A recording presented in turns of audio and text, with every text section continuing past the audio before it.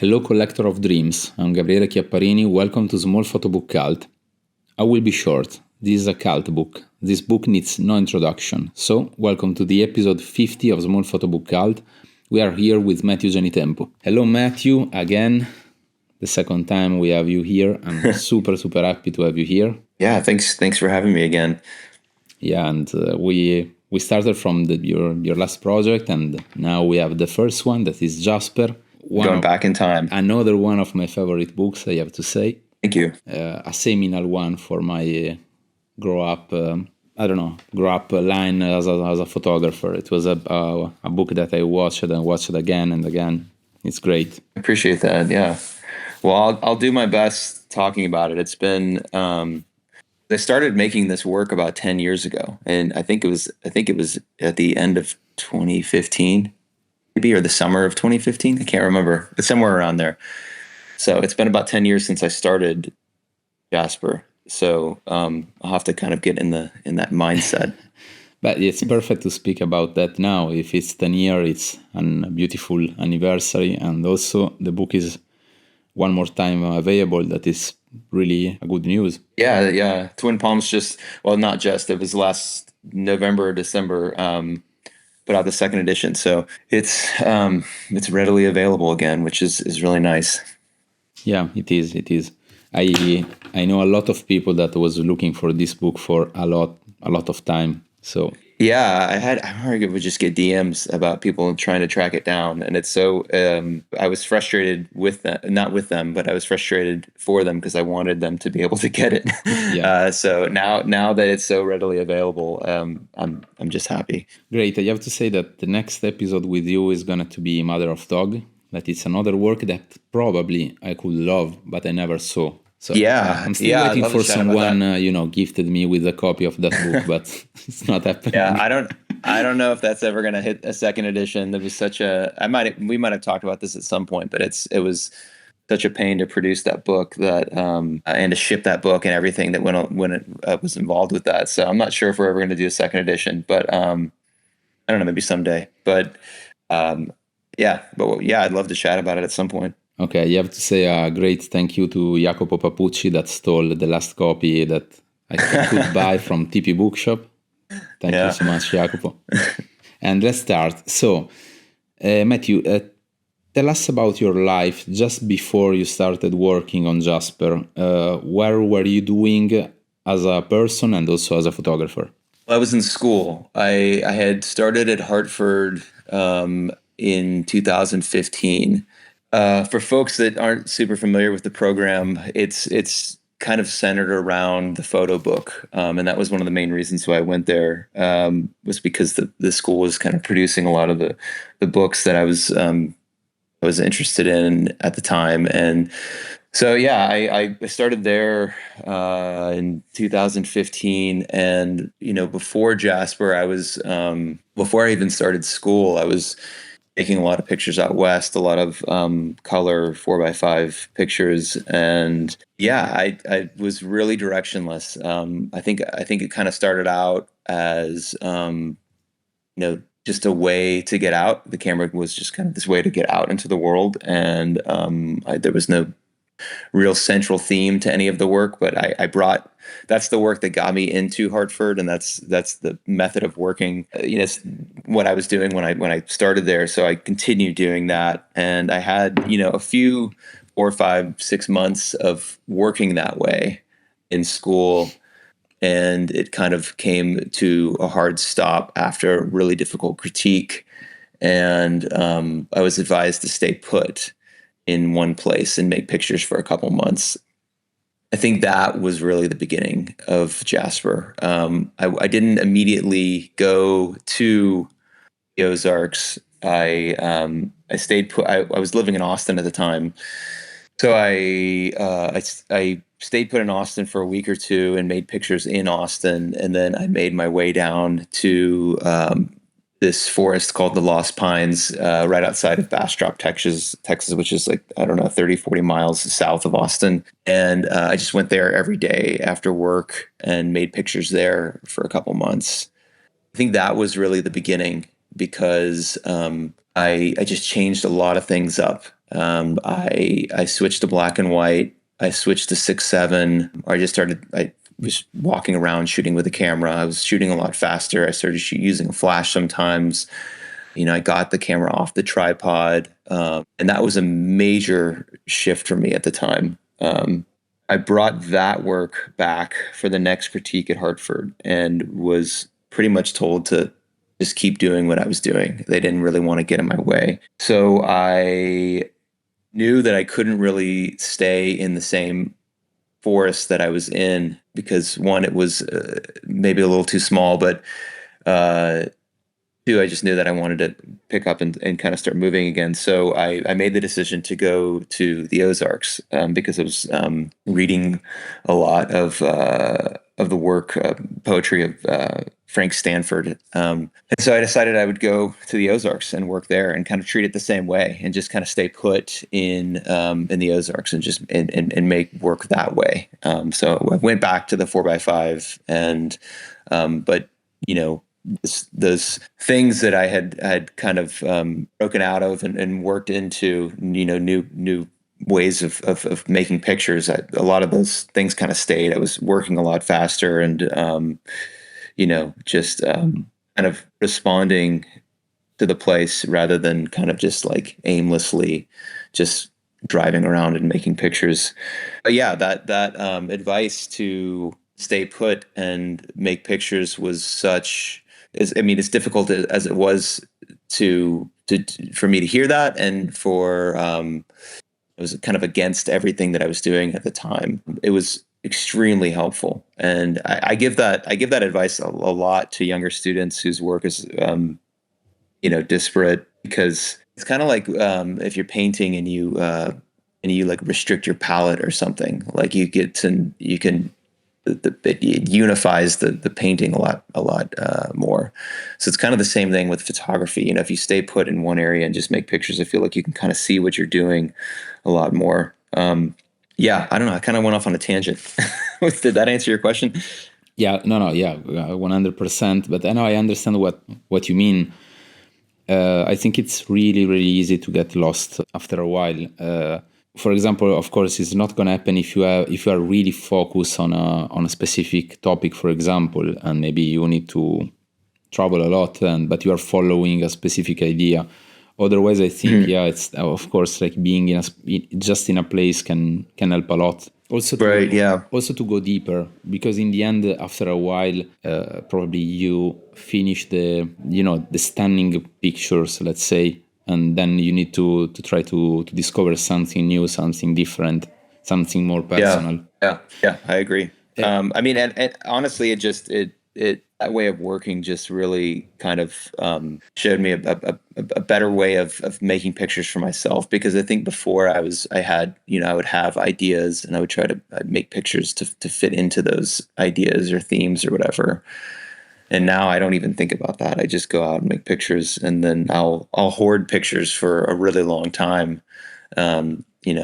2, 3, 4 months of work, and then I'll get all the pictures back. And that's really big for me, because that's just a whole nother level of discovery of going through the pictures and kind of forgetting, when or where I was when I made the picture. And, I can feel myself in the picture, but I can't really put together the rest of it, which is like the best feeling ever.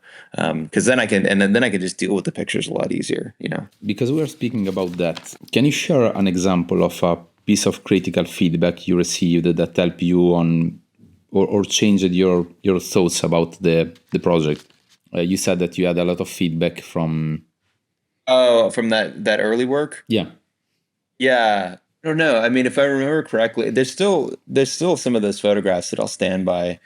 But the work that I was doing before was just really just really aimless, and there was no kind of connective tissue with it all, and I didn't really know what I was doing. I was just kind of driving around and making pictures, and not really there was no geographic place that I was at. That was just kind of wide open out west, and just driving around and making pictures. And so I don't know. The critique was with Todd Papageorge, who I really love his work and his writing. So it was tough to get a difficult critique from him. But um, yeah, I don't know. I can't really remember specifics. I just remember it was really tough to hear that everything that I had been working on for like 4 or 5 months wasn't really working in that setting. And I think everybody could just kind of see the work was all over the place and there was nothing joining all the pictures. So I don't know. I haven't looked at the photographs in a long time, but there's a couple that are popping in my head right now that I remember that I'll probably still ride for. So Which one? no, I mean like the early stuff that's not Okay. in this. Yeah, that's not in Jasper. So this is something that I Yeah. really would like to do, like to speak with the photographer. Start watching maybe the pictures that are not in the books. Oh yeah, no, I could. There's probably hundreds of them Yeah, that didn't make it in. I'm super curious because probably there is also really great stuff, and I think can be really helpful for other photographers to understand why other pictures didn't get it. Oh yeah, no, 100%. But I mean, there's still pictures like even with dog breath. Like I'll go through. Um, there's pictures that I'll go through that I'm like I probably should have put this in. I mean, it changes all the time. Like there's I would change so much about Jasper now. I mean, I love that it is what it is, and I made these decisions at the time in 2017 when I was putting the book together, and those are the decisions that I made, and I have to stick by them. But if I was editing this book now, it would probably look a lot different. Yeah. Oh, yeah, of course, I can imagine. By the way, probably your tutor at the time at art school said something to you that really changed you because after Jasper, you never stopped doing beautiful works. So probably something happened at that time. Yeah, I remember Papa George quoted, I think it's Robert Frost, no surprise in the poet, no surprise in the reader. And that was something that really stuck with me because, and now I totally like agree with that. Like I want to be surprised by my own work. I want, when I get my negatives back, I want to feel something more than what it was when I was making the picture. And it's a difficult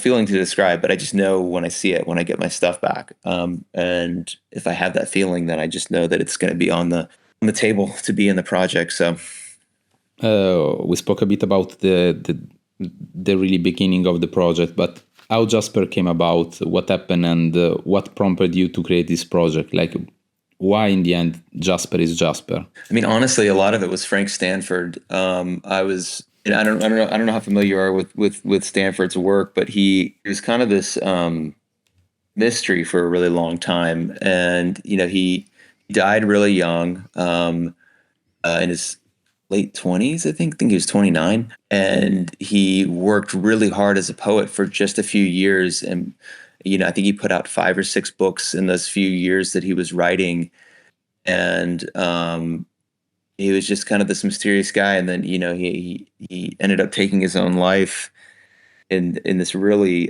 tragic and fascinating way. But I didn't really know his work until 2014 or 2015. Copper Canyon released an entire collected volume of all of his poems, and so I think I picked that up in New York while I was in grad school. And I was just totally, I was just in love with his work. So I was thinking about his poems all the time. So, yeah, I don't know if that answers your question, but that's what brought me there was Frank Stanford and his work. And when I got to, his poems are very descriptive and they're very psychoactive, and but they're also very much tied to the land. They're very much tied to Arkansas, and when I got to the Ozarks, I was kind of seeing everything through this Frank Stanford lens. So yeah, I don't know if that answers your question, but yeah, that was the big reason why I went there. Yeah, no. You answer, but I want to know also something else. Like, in the end, Jasper, it's a book that, let's say, is speaks about some people that I still don't understand if they exist as we see in the book or not. But we can speak about that later. But anyway, let's say that to simplify a lot, it's a book about these people living in this place that is Jasper, right? I mean, it's kind of open for interpretation. I mean, that's kind of one of the difficult things about naming a book after a place, is that a lot of like if you go to Jasper, town of Jasper, Newton County in Arkansas, I don't think you're going to find exactly what's in the book. I mean, there might be a little hint of things, but it's not. This isn't like a report from that place, and I didn't want to do that. But if people want to interpret it that way, it's perfectly fine with me. But yeah, I mean, Jasper's a lot of things. It's a stone. It's a name of and it's also a place. So I kind of wanted to leave it open in that way. Yeah, but in the end, in this work, you start following, or not following, but taking portraits of these specific places and these specific human beings. Right. I mean, that was kind of one of the things that started in the Lost Pines, at early place that I talked about, outside of Austin. I met a couple people out there that were living in the woods, and the place seemed so uninhabitable, and it was 30 miles from where I was living, and that was a big that really fascinated me, that people could just make a life that way. So I think I kind of took that into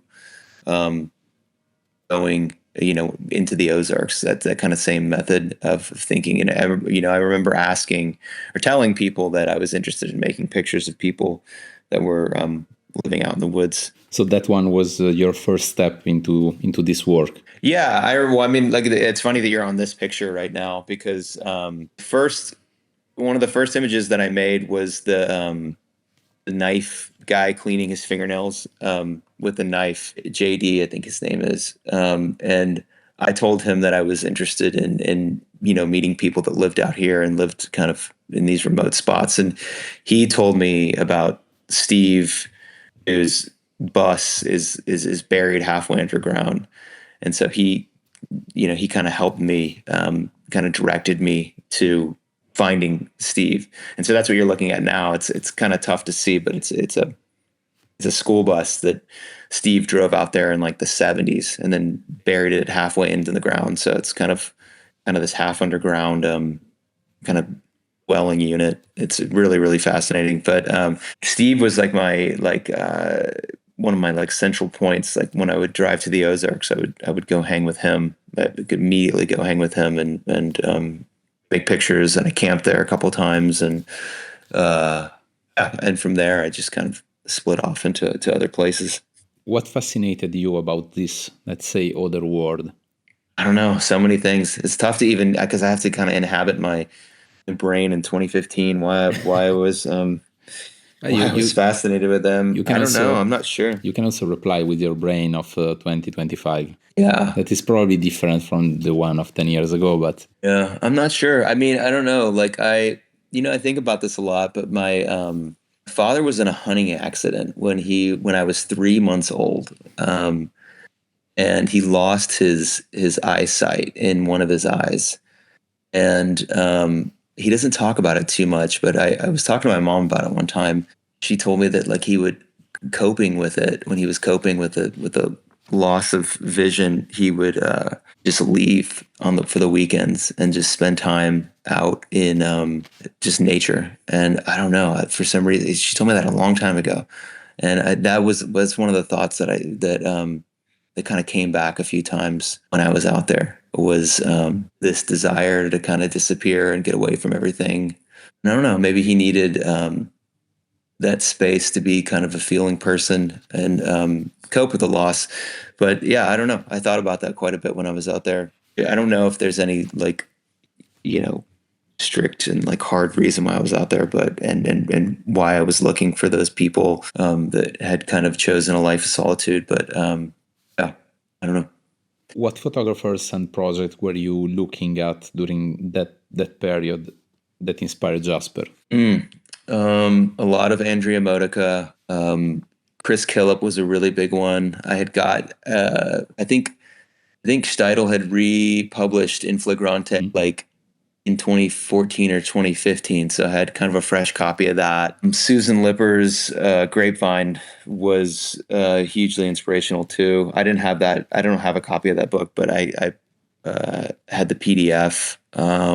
Yeah, as far as photographers go, those were the ones that I was looking at mostly. When I always look at Robert Adams and Steinmetz and people like that. But yeah, I think with Modica, I was so fascinated with her portraits in Treadwell, and how they kind of had this just kind of dreamy like quality to them, and they seemed so easy to make. And I imagine they weren't, but it seemed like she was shooting so freely with a 4x5 or 8x10. I think it's an 8x10 she shoots with. But yeah, really, really fascinated with that work.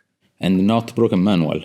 Oh yeah, that too, big time. But I didn't have a copy of that. Yeah, I mean, of course. that one's difficult to come by. I have a copy of it now, fortunately, and it's like one of my favorite books. But yeah, for sure, there was a documentary, like a short, like almost called Somewhere to Disappear or something like that. It's a short, like 45-minute, hour-long documentary about the making of that. And I remember I watched that a couple times in grad school. And that's always been really helpful for me to see other photographers' work, you know. And I think I remember seeing him approach people or just like, you know, really put the effort into going out into these places. And that kind of gave me the courage to go do it. Yeah, I think it's always really interesting to watch the documentary about photographers, especially when you see in this documentary when you see the photographer working on the field.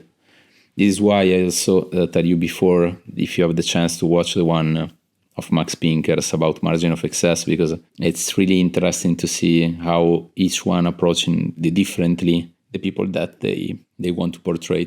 Yeah, that's great. I'm definitely gonna pick that one up because I didn't even know it existed, but it's great. I love that book. So, who are those people that are in the book? Oh, I mean, there's so I don't know. There's a few people that know each other in this book. There's some that are just hitchhikers that I picked up. There's people that I've met at gas stations because I thought they looked interesting. There's people that I met because I just knocked on their door. Yeah, there's no real there's not one thing that's connecting them all except for that I photograph them and put them in context with each other. But yeah, so is it not a kind of community? No, I mean, it could be read that way if you want to. But if you're going out looking for this community of people that all know each other and like live deep in the forest, I think you're going to be disappointed. Oh man, I mean, it's funny because I just look at the whole thing as fiction, and again, that's like the difficult thing about this documentary style photography is that people read it as this factual place when it's really not that. It's like, I mean, with Frank Stanford, I feel like if you were I don't know if you're going to learn too much about the the geography of Arkansas if you read all of his poems, but you're definitely going to experience how he felt about this place, and you're going to experience the kind of history of his life and the history of Arkansas all wrapped up in this kind of wonderfully obscure and mysterious and beautiful way that he's written about everything. So I don't know. I like that's kind of what I was after as well. I don't know if that makes any sense. But yeah, again, I was never going there to try to bring back any sort of report. I was always interested in the more of the poetic approach to it. Yeah. When we open the book, the first thing we find is a text. Why that text, and how did you decide to put it there? The opening text, I couldn't decide on what should go there. So I was kind of wrapping up the dummy. Like I think I had the sequence pretty much locked in. Yeah, I had become friends with a poet, Ryan Paradiso, who at the time was living in West Texas, and he was living on this ranch, kind of way out in the middle of nowhere. And I had read a few of his poems, and I really liked him. So I just had the thought, like, hey, Ryan, if I give you a PDF, or maybe I gave him a copy of the dummy, I can't remember. Do you think you can write a poem that could, and if it works out, maybe we can put it at the beginning? So yeah, he sent over this, and it was perfect. So just fits so well. And I think Ryan's very influenced by Frank Stanford. It just worked out perfectly. But he wrote the poem in the style that Frank Stanford has a book called Battlefield Where the Moon Says I Love You. It's a 400 or 500 page poem with no punctuation. And it takes a minute to get into the rhythm, but once you get into the rhythm of how he's speaking, it's very easy to read, and you're just kind of on this whole different wavelength of reading and experiencing the poem. So this kind of works the same way. There's no punctuation, and it just kind of blows over you, and you don't really know where sentences end and begin.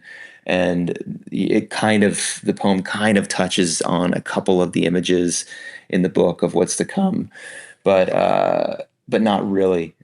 But yeah, he sent that over, and it was just perfect. So we put it right at the beginning. And the image immediately following the text is perhaps one of the least clear in the project, let's say. Right. Yeah. No. There's multiple fog images that you kind of find as you go through. Yeah. But this one, especially, like, it's really, there is a lot of darkness, a lot of fog.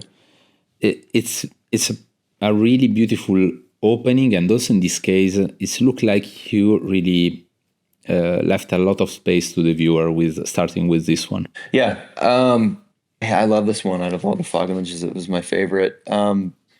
Yeah, I don't know. I think it gives you just enough of a description of what the land is like out there, and it just feels like a kind of a nice setting, opening for what's to come.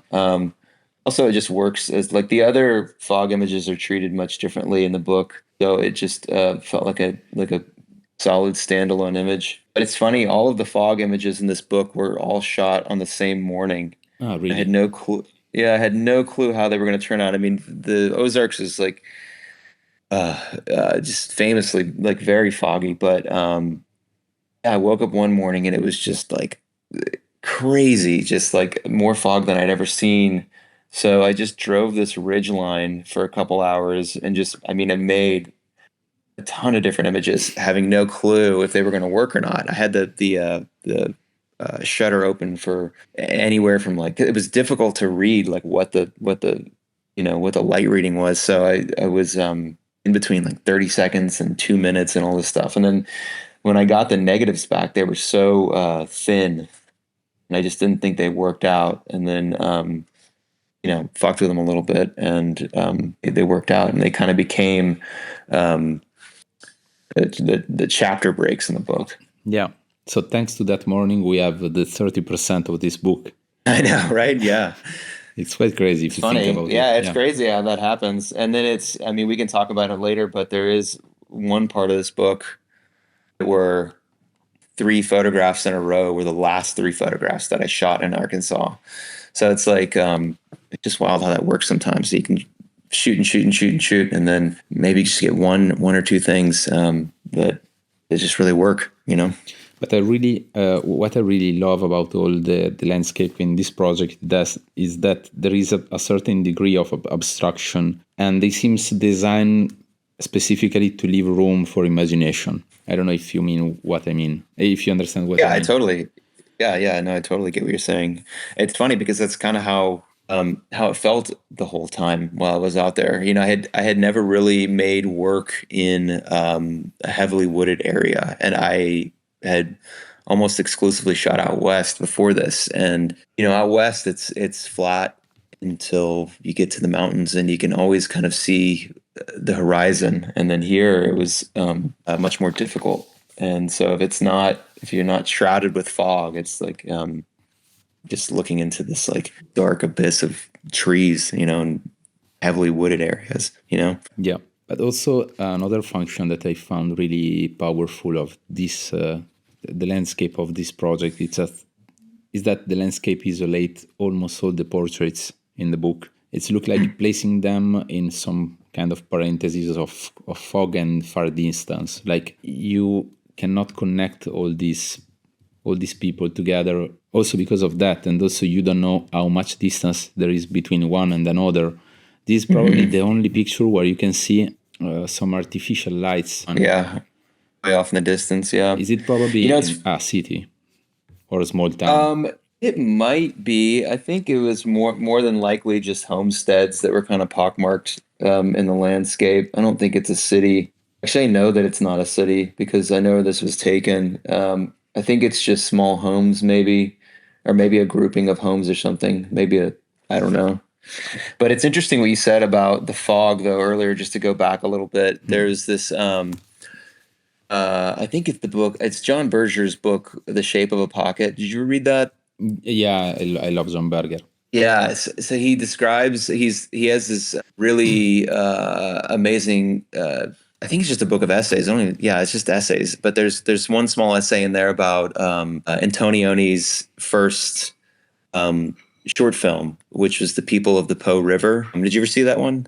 No, I don't remember also reading this part of the book. I think it's Antonioni's like first real try at making a movie, because I don't know what he made after that, but I think he was starting to make serious films after that. But it's kind of a documentary, but it's just you're just kind of going down the Po River, and every once in a while you kind of go ashore. If I remember, I haven't watched it in years, but if I remember correctly, you kind of go onto the shore and see people working stuff. But anyway, John Berger talks about the fog around the Po River, and he talks about it kind of always being this real capricious, kind of meandering thing that just kind of goes in and out of the people's lives all the time, and how it's almost like a character in the film. And I kind of thought about the fog the same way in Jasper. Mm-hmm. It's almost kind of this recurring character that just kind of moves in and out of the landscape and the people's lives. But then we reach the first proper portrait. Mm-hmm. And in this first portrait, you decide to focus on the hair. And almost, if I can say something that maybe is a bit weird, but it's almost as if to remind us that this person belongs more to like shrubbery than to our world. I don't know if you understand. It belongs to, I'm sorry, I don't understand. Belongs to what? Shrubbery, like... shrubbery. Yeah. Because you focus on this part that is look like more something natural than human. Yeah, that's the thing. That's one of those things where I don't know if I did that on purpose or not. Because I remember this morning, and I remember moving very quickly, and it being cold, and not wanting to come out of the trailer to take a picture outside. So I think we moved it pretty quickly. I want to say that I was probably focusing on his collar and his hand, and I fucked up and misfocused or something, and it turned out this way, which is a better picture than I was trying to make. But yeah, that's beautiful that you read it like that. Yeah, I love it, and I also want to know why you decide to put this one here. It's the first thing that we saw after the fog. And I talk about this a lot with students, but like about earning pictures and earning portraits, and it's difficult because I feel like the first person you should meet is kind of the navigator for the rest of the book. We talk about that a lot with students at our workshops and stuff, and so this is kind of a great navigator. You're kind of seeing over his shoulder, and he's going to kind of take you along and lead you around this world. But also going back to the earning pictures and earning portraits, there's just, I mean, there's a lot of people into here we could have started off with, but just feel like you have to earn it. You have to go through the world a little bit to get to some of these more difficult or heavy portraits, you know? Yeah. And also in this specific picture is looking at the same, that we are in the same direction. Right, exactly. Yeah. There's what is it called? It's called like the Rukin figure or something like that. It's a tradition in painting. I started in a painting with the looking over the shoulder of of someone looking out into the land, and it was like if I remember correctly, I'm probably totally butchering this, but it was like a device that painters use for people to be able to inhabit the character in the painting. So it kind of felt like that. I also think a lot about. I was watching Tarkovsky's Stalker a lot when I was making this book. And there's a scene that I may have just been like totally unconsciously ripping off. There's a scene at the beginning where they're all on the train. Have you seen that movie, Stalker? Yeah, several times. It's you know the scene where they're like all on the train and they're it's panning. Tarkovsky's kind of panning between all three characters. They're on this train going into the zone. There's I don't know, it kind of reminds me of that. So I think I just had, consciously just wanted to make my own version of that. Mm-hmm. But I'm also sure that in the paintings you said before, they didn't decide to unfocus the landscape. Yeah. In this one, not like you just see this man looking in the same direction of you, but you are not able to see nothing. Yeah. But I think that people probably assume that he's looking at the landscape before. At least that's how I see it, is that the landscape before is kind of his point of view, you know? Or maybe the picture after. I'm not sure. It all kind of flows together. I never thought about it. I never read this starting in this way. I read it something else that it's a bit disconnected from the portrait, because there is a stark contrast between the first two landscape. Yeah, very different. Really. And one looks like the edge of hell, let's say. The edge of hell? Yeah. And the other one, the edge of paradise. There is this super strong light. Or perhaps one of them is real and the other is a projection, like an imagined idea. But you are not able to understand which one is the real one and which one is the projection of the mind. And I love that. I read this one to be the man that is, between these two places. One that is the place that he wants and he imagine in his mind, and the other one is the place that he lives on. I love that reading. I love that reading of it. Yeah, it's funny, when I was in school, I had finished this work and it was all on the wall. And I remember one of the professors said, I don't know if what you've made here is your own version of paradise or some sort of like purgatory. And I was like, I hadn't even thought about it, but you're kind of confirming that. Yeah, it's true. As we said before, it's you as a viewer that decide what you are looking. When, how, and why did you realize that something special was emerging from this work? I think it's, I want to say that I was challenged while I was at Hartford, but it was never everybody was very encouraging. It was being challenged and pushed about what I was doing and why I was doing things, and like trying to help me, like they were trying to guide me into this place deeper, but no one ever told me to stop or, move me into something different. Everyone kind of stayed out of my way in that regard. And I read that as that I was onto something, but also I just felt something too. Like I was living in Austin at the time, and I would go out there for a week or two at a time when I could. And I just remember, I would get back from being out in the Ozarks and get my pictures back a few days later. And the next thing I wanted to do was get back in the car and go out there. And I just felt like I had my own little corner of the world that I could just make pictures, and it felt really secretive. And yeah, that was just kind of following that feeling, and just getting back pictures that I was excited about, because I was working so quickly, and just, before this I would wait for light, and I would try to get pictures perfectly, and I would really try to line things up exactly how I wanted them and make sure everything was sharp. And with this, I just didn't even think about that. I just kept going and going and going. So again, the pictures felt like me, but I couldn't. I was getting back something that was more exciting than when I was there making the pictures. So I don't know. It was totally addicting at the time. I just wanted to be out there.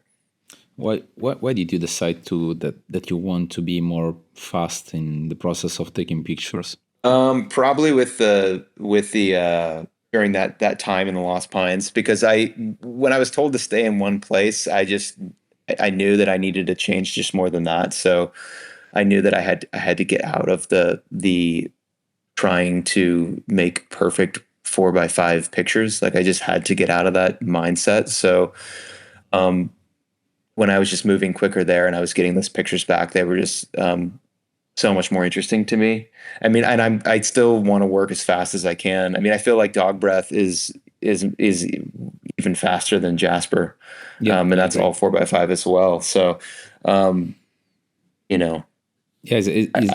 it's a process like on you, probably starting from here, finishing to Dog Breath. But the point is why. Also, why you decide to apply this, let's say, fast process using a large format camera that is completely in contrast with the idea usually of slow. fast. Yeah. I'm not sure. I don't know why I don't know why I'm using and wasting a ton of film doing that. I don't shoot a lot of 4x5 now. I'm back on the 6.7. But I don't know. I'm not sure. I mean, honestly, I wish that I said this before, but I wish that I could send myself like a copy of me out into the world to make pictures, and then I just get them back. Like, if that was a possibility, or if I could like take some pill and like forget and just go out into the world and make pictures and then come back and then just get them back, I would love that. So it's like I just want to be disconnected. I want to feel me in the pictures, but I don't want to feel the decisions that I made when I was making the pictures. I don't want to look at a picture and go, yeah, I shifted over an inch so that I could get this and do this. Like, that to me just doesn't interest me at all. So, yeah, I just want to get the pictures back. But yeah, with the 4x5, I don't know. I don't know why I chose that tool for Jasper and Dog Breath. I mean, I think because of its descriptive value in a lot of ways, and I don't know, like, it's just a challenge, Try to shoot as fast as you can with a slow ass camera.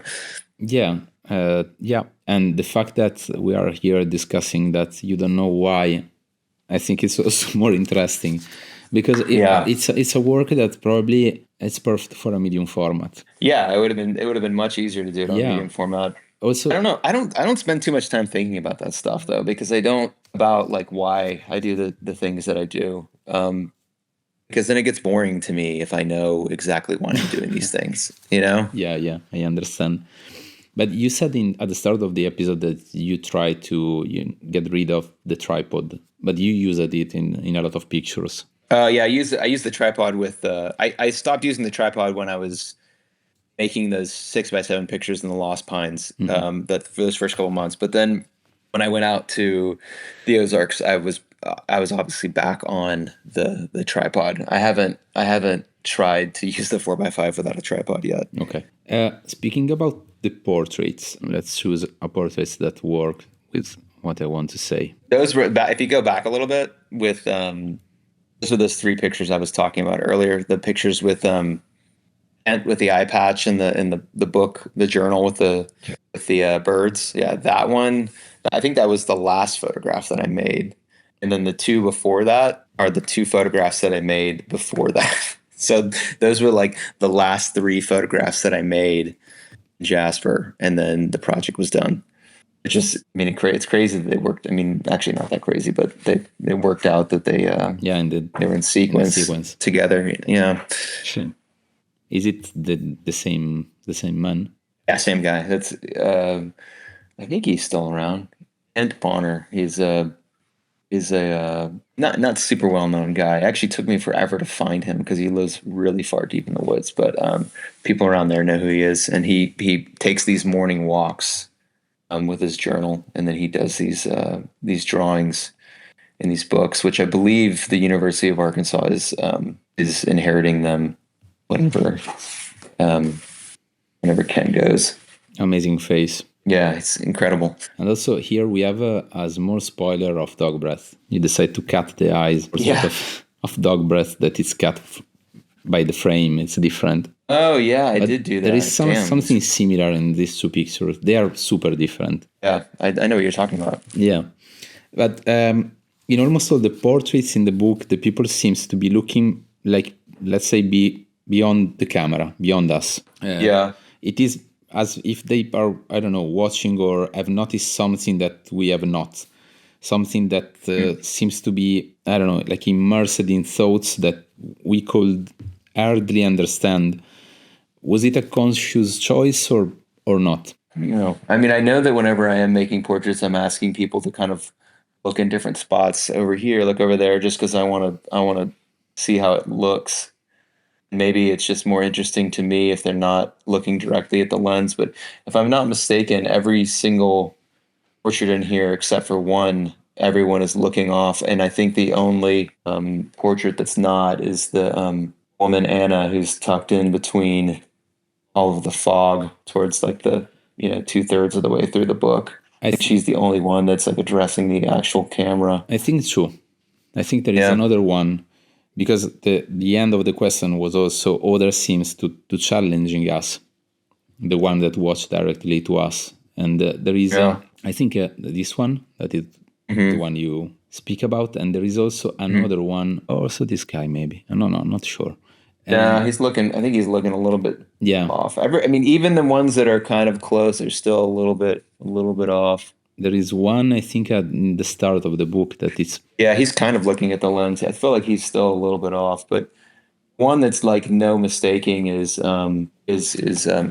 But there is a completely different, let's say, intention from this one to Dog Breath. Like the protagonist in Dog Breath, they look a bit lost, let's say, the gaze. In this one, they look more aware. It's like, in this picture I see this guy that hears something moving in the woods or notice something that I'm not, for example. And the same here, like it's like their attention is somewhere else, but not lost. I don't know if you understand. And I love this feeling watching these pictures. Yeah, I don't think that was a conscious choice in any way. And if it was, maybe 2015 me could have answered that, but 2025 Matt cannot. I understand. How did you interact with these people? How did you build the portrait? Was it easy? Was it hard? They accept you or not? Yeah, for the most part, people were pretty friendly. I mean, a lot of time, just a lot of time hanging around, not making pictures. Yeah, just a lot of time spent. I mean, there are a couple pictures in here where they were made quickly. I only got to spend 30 minutes to an hour with somebody. But, it was, I feel like if you show a genuine interest in people, they'll open up. And I was genuinely interested in these people. So, they were, open to me making pictures of their world. It's funny because I feel like the portraits in Dog Breath were much more difficult to make, even though they're mostly just kids. These people don't want to be found, and they're tucked away in this forest. But I had a much more difficult time approaching people in Dog Breath for some reason. Yeah, it's really curious. What was the thoughts for the sequence? How did you work for sequencing this project? It was funny. So I had made a dummy that wasn't quite there, and there were some pairings that I really loved, and I had figured out the opening and the end, and then Brian Skipmont and I just took a weekend and just kind of hashed out the rest of it. And just kind of felt, just kind of looked at everything and just kind of, sorted out all the spaces in between that weren't figured out yet. So, And was it fast or? I think we did it in a day or two, if I remember correctly. I think we did most of the work like 3 or 4 hours one night, and then maybe the next day messed around with it some more. But there were a lot of pairings and stuff that I was pretty hell-bent on keeping in, and then I wasn't going to change the opening or I wasn't going to change the ending. So a lot of it was just kind of finding new pairings and then just kind of finding an overall flow with everything. I remember we sorted out the scene with all of the fog photographs in a row. There's like 3 fog photographs in a row, and then you get Anna, and then you hit another fog scene. That was something that we were really excited about when we were organizing this. How did you work on the design of the object? I worked with Cody, who does all of our books at Trespasser. I brought it pretty far, I guess, as far as the sequencing and like kind of a few different ideas. And then Cody and I worked together on finding, what would be best answer for the cover. There were a couple different cover options. We went through a few different typefaces. I don't know, just working with Cody and just keeping everything kind of quiet. And I don't know, does that answer your question? I don't know. Like, and then, more things we got there. I have a dummy that looks pretty similar to this. The binding's a little bit different but everything's pretty much the same. Then we had, Cody helped me design that. And then we had to bring it into, the edition that it is now, which they have to make 2,000 of. So it needed to open differently. And, they had to use, a hardcover and jacket and all that stuff. So we had to basically adapt the dummy into the version you see now. So that's when Kevin Messina from Twin Palms came in and really helped out and helped us choose materials and end sheets and stuff like that. How did you start the collaboration with Twin Palms? I had helped Brian design this book that he did called Islands of the Blessed a while back, and I had briefly met Kevin through that because he published that with Silas Finch, which is the imprint that Kevin used to run. And so I had kind of known Kevin just from our emails and stuff like that. And I think we had briefly met. But I had finished the dummy, I had graduated, and I was trying to sort out publishing. So I sent out a few different copies to publishers, but I knew that Kevin was going to be in Houston there was an opening at Houston Center for Photography of Steidl was kind of traveling around doing this like Robert Frank show. If I remember correctly, he was like printing on the spot and putting up. And so I had this idea. I was like, I'm going to go to this opening and I'm going to give a copy to Steidl and I'm going to give a copy to Kevin. And I chickened out and did not give a copy to Steidl. He was surrounded by people, and I didn't think it would be cool to walk up and just hand him a dummy. But I gave Kevin a dummy. And a few days later, maybe a week or so, Kevin reached out and said, "Hey, I'm interested in doing this, but Silas Finch was kind of closing its doors, and he was kind of coming on as a partner over at Twin Palms. So he said, let me talk to Jack Woody, and I'll get back to you." So yeah, the rest is just history. Yeah, it is. Which one, if you can say that, which one was the other publishing house that you thought about when you had this work in your hands? I'm not going to say. Because I think Twin Palms works really, really well with this project. I think so too. And I think all 3 publishers would have done a fantastic job. Yeah. But Twin Palms just worked out. It worked out. Yeah, but it's something that I'm all the time really interested when someone is, finishing a work to let let's say the new photographer understand that it's not just a matter of be published by someone. It's really to have in mind someone that can works with your book and make it work in all the layers. Levels. Yeah, I can also elevate what you're doing and understand what you're going for and not try to step on what the soul of the book is. There's so many so many books that I've seen where I feel like they were just, the artist and the publisher was mismatched, and it didn't turn out as well. Someone misunderstood somebody in the making of it, and it just didn't turn out as well. But I don't know. It's a different climate then too, as far as publishing. I think people were really. I think we were kind of coming out of that era of publishing where you really needed to get your book published by one of the, you know, people that were already kind of in the scene or whatever you want to call it. But now, 10 years later, it's so different. A lot of people are self-publishing, and I mean, there's so many publishers that I love, and I look forward to their books. But I think the importance of publishers is it's not as big a thing as it used to be, which is exciting for me. I like that people are able to take their work all the way to the finish line. Yeah, I agree. Of course, there are still amazing publishing houses that can works in an amazing way with the photographer, but at the same time, also with the self-publishing, you can, what is the way to say it in English? You can call other people to help you, as you do probably with Trespasser. Like you're gonna do self-publishing your work now, but at the same time you work with Brian and with Cody, so you're not alone. You have a team. Totally, and like we reach out to other designers and other publishers all the time. Like people are usually pretty cool about everything, and if you want to source a paper or try to find some sort of fabric that you loved in this one book, like people are pretty open with that information, and usually in the call font it's listed exactly where they printed it and all that stuff. So it's like it's kind of cool now that people are able to do this. I'm always a bit upset when they don't put the kind of paper in the colophon. Oh, the paper? Yeah. I don't know. I don't know if we've put the paper in ours. No, probably not. If someone you have. If someone emails me, if you email me, I'll let you know what it is. I'm not gatekeeping paper.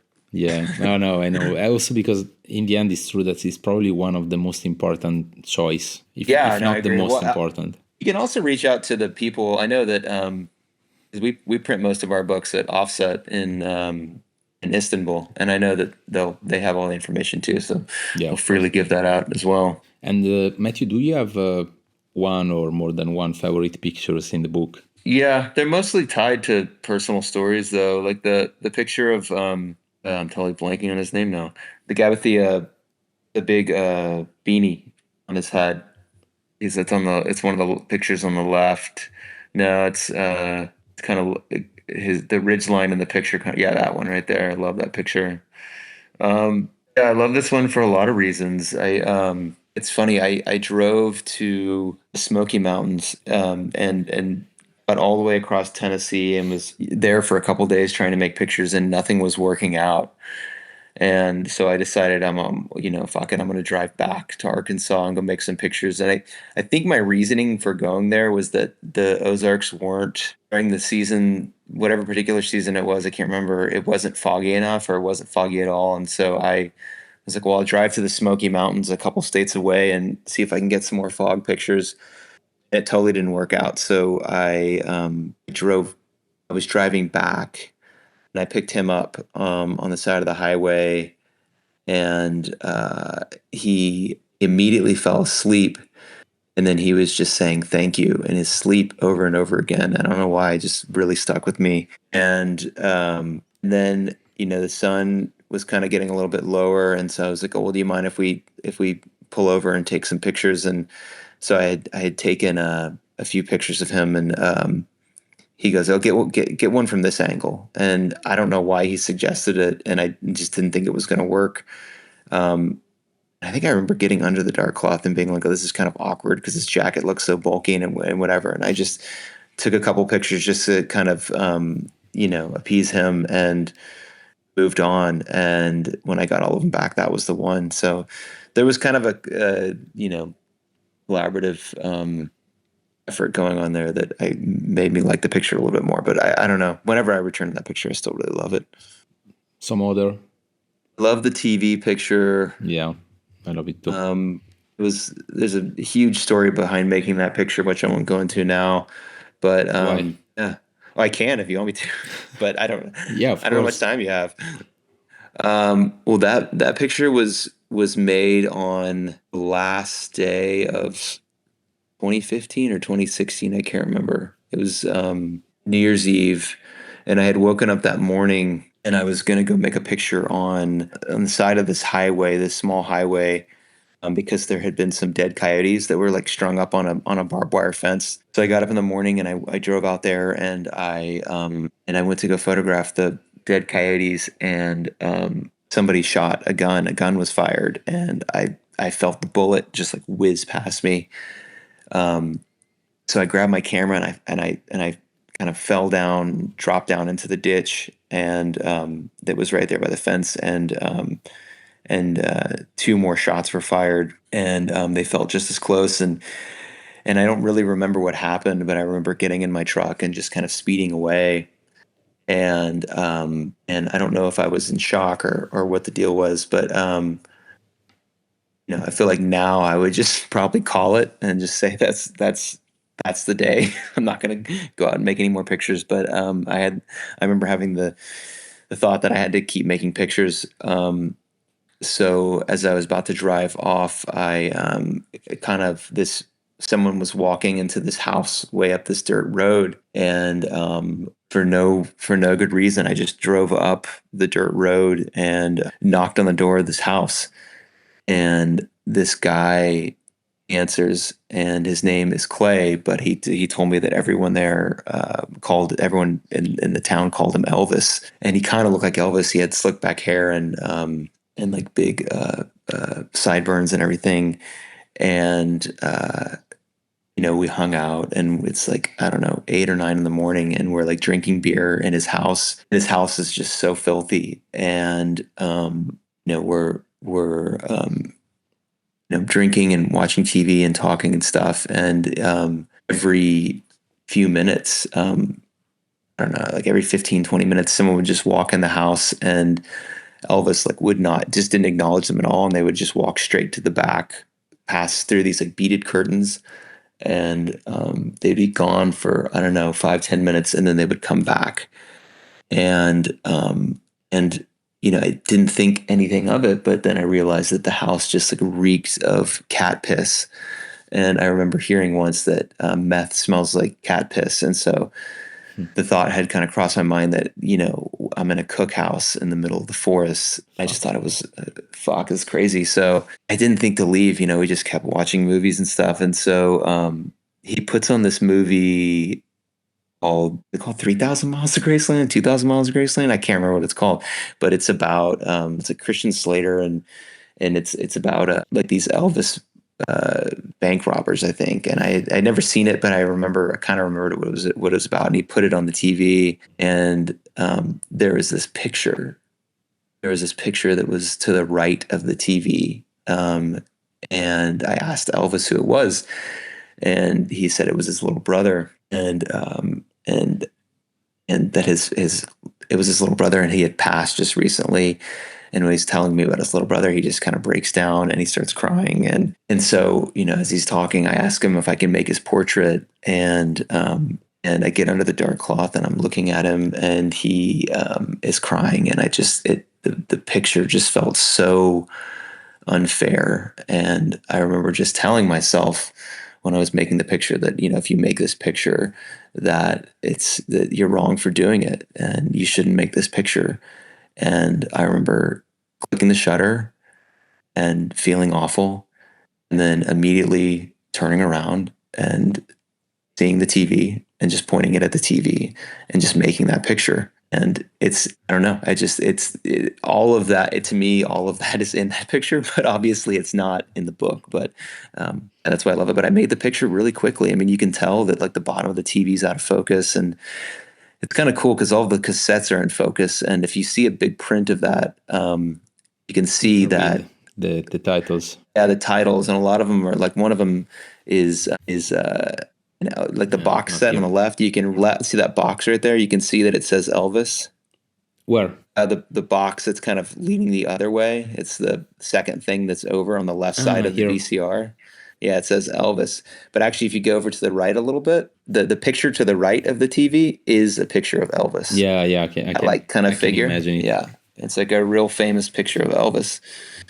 So yeah, this it's is a wild morning. no, I mean, like, thank you for sharing. Thank you so much. And so this is a random picture, almost random. Like there is a randomic aspect. For example, the fact that you didn't choose this frame of the film. Yeah, it's at the beginning. I think it's at the beginning of the movie. They're like driving, and it's funny because I can't remember now, but I remember he was talking to me about all this stuff. It was, remember the VCRs or the cassettes used to have previews before, like the previews of the movies that were coming up. Yeah.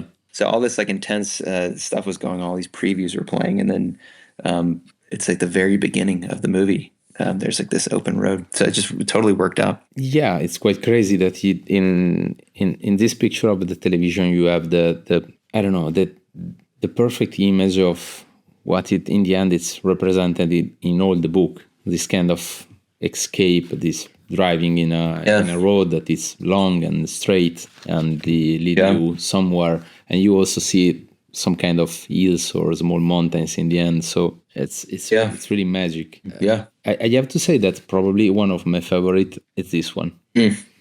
That is, I can imagine that it's a picture that not a lot of people choose. Yeah, it was. I remember that day it was really rainy, and I was pissed that I couldn't get out of the car, so I just started shooting from within the car, and worked out. But it's funny that guy on the left, Wheels, he was such a character. I hung out with him for 2 or 3 days. If you zoom in on the bottom right part of his car, you can see that there's go down a little bit further. Yeah, you can see there's a phone number carved in there. Mm-hmm. I was like, Wheels, what is this number? And he was like, oh, it's a girl at the bar that thought I was cute. She carved her phone number into my car. I was like, did you call her? And he was like, oh, you betcha. I think it has to be also quite intense, but also funny to making this project. Oh yeah, maybe not funny, but really interesting. It's funny because I think about this time in my life, because I was miserable when I was, grad school is really tough, but I was also going through a pretty hard breakup at the time. So I remember not being very happy making this work, but it's funny because I think back at this time very fondly. Like I just felt, I don't know, just like open to anything at the time. It just felt, completely not connected to anything or anyone. It was nice. I have one last question, Matthew. Then, if you want to add something, you can speak as much as you want. But I wanted to know if, when you finish this project and when you publish this beautiful book that it received a lot of good words from everywhere, was you like scared of, and thinking, okay, and what now? As far as like my own, for my own personal sake, or like for the people in the book, or like, no, for the fact that you publish an amazing project that starts to be a really important one. A lot of people probably learn photography watching your book and thinking, okay, I'm gonna to follow this guy, Matthew. Oh, like a kind of a sophomore slump kind of thing. Like you're worried about what's coming next. Yes, like you are a band and you just publish the first record, and the first record it's amazing. Like all the people comes to you saying, "Oh man, it's a great record." So like, what's next? What's next? Yeah, what's next? Yeah, I don't know. It's funny, it's because I started working on Dog Breath before I started Mother of Dogs, and I knew that Dog Breath was going to be a big one, and Mother of Dogs I only shot that for a couple months, and then it was done and it was ready. But I think a thing that was kind of fortunate, and Brian and I talk about this a lot, is like kind of relating your books to LPs and EPs. And Mother of Dogs to me is kind of like an EP, and I love that work, but it's not like a full on monograph. It's not like a big statement. So it was kind of a cool way, or kind of a cheat code or something. Like it's a way to kind of cushion between your next your next big release. I don't know. Yeah, I mean, I kind of had that feeling, but I don't know. I don't worry about that too much. I just things are there's no deadline for any of this stuff. So I know that I can make it. I can work as long as I want, make it as good as I want or as it can be, and put it out in the world. And I don't know. I probably did lose some people with dog breath. It's to me it's very different than Jasper, but I stand by it just like I do with Jasper. So I don't know.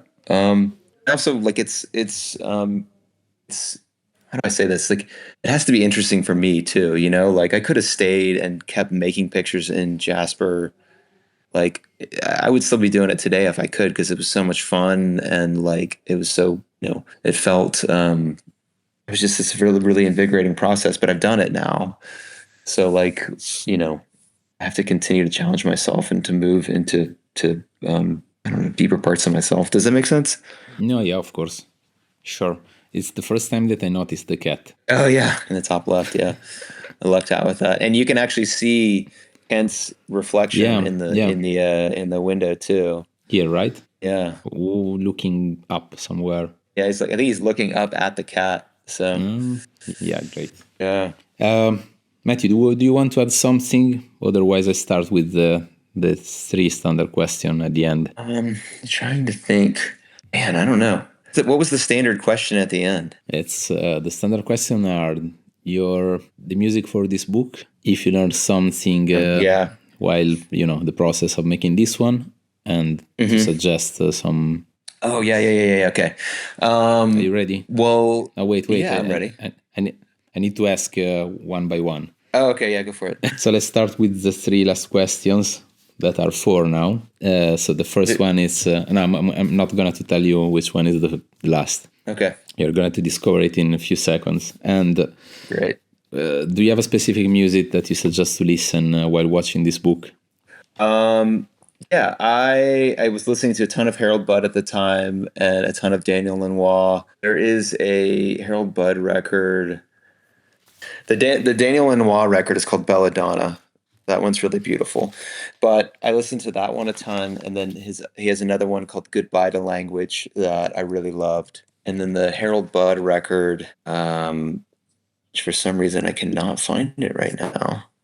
He has so many. So, it's called Serpent and Quicksilver. So these 2, the same music that you were listening while making. Yeah, I listened to those quite a bit when I was making the book, driving around, and I feel like there's more, but those are the first ones that are coming to mind. But yeah, Belladonna by Daniel Lanois and Goodbye to Language are both fantastic. I'm going to listen. And Harold Budd's The Serpent is really good. That one's short, if I remember. I want to say it's like 5 or 6 tracks. I don't even know if it's a full record. It might just be an EP, but it's really beautiful. Great. And do you learn something while making this project that can help other photographers? Just don't overthink it. Did I say that last time? Don't overthink it. Just make the work and keep going. That's what I learned while making this, is just try to get out of my own way. Yeah, I don't remember what you reply in the other episode. Can't remember either. It's okay, but like it could be the same. It could be the exact same advice, yeah. or it could be a conflicting advice. It's like, wait, in the last episode you told me not to do that. That could be really great. Yeah. And now there is the question if you can suggest us some book to have in one of the next episode. And I have to remember you that you suggested me Arrowhead that I met yesterday in Milan, and it was an amazing suggestion. And then out of record you suggested me Courtney Allen and Tracy Chandler. Tracy, yeah. Yeah, amazing books. Yeah. All. Yeah, both great. Book this year that I would be saying this even if he wasn't a close friend, but the going back to Ryan Paradiso, the guy that wrote the poem at the beginning of Jasper, he runs a small imprint called Neck Press, and he put out a book this year called Track. Okay, I'm going to butcher this guy's name. You saw, it's Hajime Kimura, I think his name is, and It is amazing. It is it's really a beautiful book about this small town that raises military horses. Oh, well. And then they're kind of this like product of this one small town. And I won't ruin anything, but the pictures are beautiful. The production of the book is incredible. The entire book is printed on risograph. The paper in the book that is the cover, the front cover, and maybe the end sheets, Ryan made. Like he like literally pulped the paper himself. It is like front to back. Sequencing is perfect. It is just, yeah, front to back. It's fantastic. And I think he only made a couple hundred copies, so I'm surprised it's still around. But easily my favorite book this year. Yeah, I don't know. You should have him on or Hajime on, and because I'd love to just hear them talk about it. Yeah. Have them both on. I will try. I'm really curious too. A lot. Also because you are not. Have you seen the book yet? I don't know if it's No. if Not in my give hand. me camera. Yeah. Oh man, it's so good. Like it's so cool because it's all the pouch pages, or the not pouch pages, like the French folder, whatever it's called, and there's like pictures that are like printed in between. But then every once in a while, these like beautiful page breaks that are this kind of bluish black paper that have the white ink printed on top of it. Dude, it's so good. I'm really curious. You're not the first one telling me that it's a great book. So yeah. And also the other one is someone that I really listen a lot. That is Andrea from TP Bookshop in Brussels. So you, like Matthew Genitempo, plus Andrea from TP. Yeah, I know. I saw that he had acquired a few copies. So if he hasn't sold them, people should pick that up because it's a really, really special book. Yeah. And the last question, that is ask yourself a question and give yourself an answer. Oh God. Okay. Really? Okay. You're putting me on the spot. You're gonna have to cut out all the silence because I have to think for a minute. So this question comes from Gigi Marzullo. He was a presenter of an amazing. What was his question? What was his question to himself? No. He was the interviewer in this amazing late night television program about movies, and he invited directors, like huge directors from the 80s and 90s.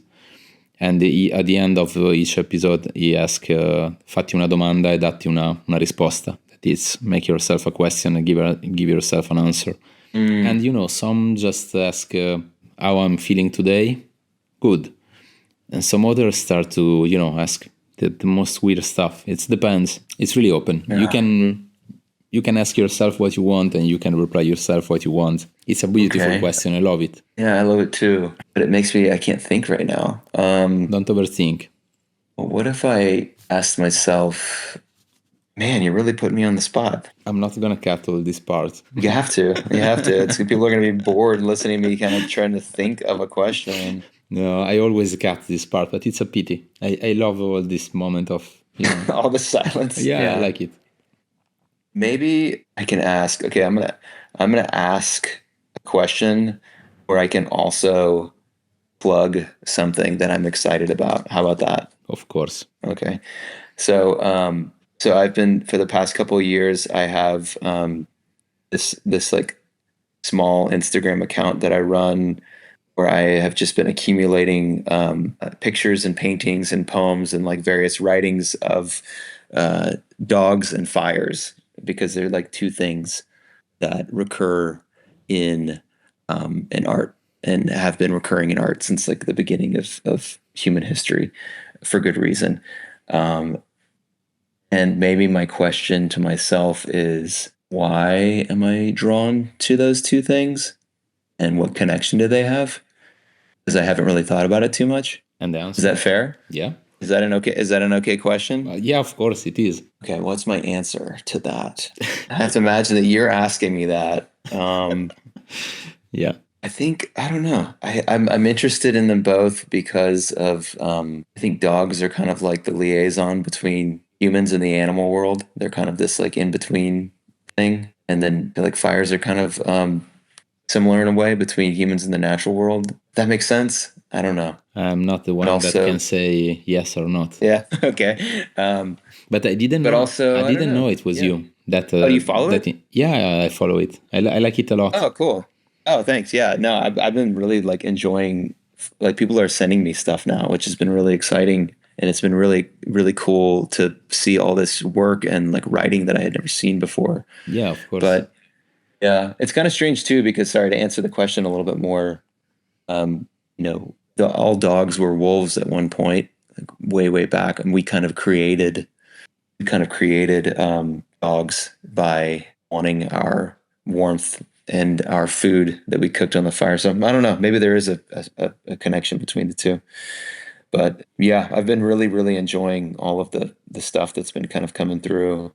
And I don't know, maybe one day I'll put together a book of it all. Could be, yeah, could be really interesting. I was thinking the same. Yeah, it's beautiful. It's kind of wild though, because it's like when you are looking for a new car and you kind of have an idea of what you want. You start seeing that car everywhere.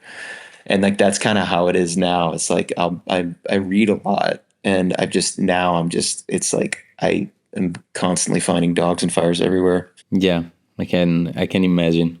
I will let you know when I will meet them. I didn't know you. Well, you can send stuff. The problem is that I read in Italian, so. Oh well, send me you were showing me all those photographs from fire photographs from Stromboli. Send me some of those. Yeah, it's true. Fire. If you want to share them yet. Yeah, but of course, I'm glad. So, yeah, I'm gonna to send it to you, and I'm not gonna to cut this part. I love this last part of this talking. Matthew, I apologize to everyone that had to like listen to me just totally fumble over shit, but yeah. Come on, it's not true. And really, thank you so much for many reasons. First of all, because you was one of the first one that I don't know why you believe in this podcast. You decide to apply on recording an episode when I was just at the episode 7, and really because of you, I think that the podcast grow a lot because of you at that time, and of course also with all. I'm not sure about that, but I was I very can happy to be an early guest, and I said from the beginning I think it's a great idea, and I think people really love this podcast because it I think you're really opening filling a spot that a lot of people either didn't know they needed or wanted in the world. So I love it. Anyway, I still can watch the inside of the podcast on YouTube, so I can tell you like publishing your episode was really a huge help, and so for this, really thank you so much. Yeah, no problem. I was glad to talk about it. It was such a challenge. I mean, sorry if I was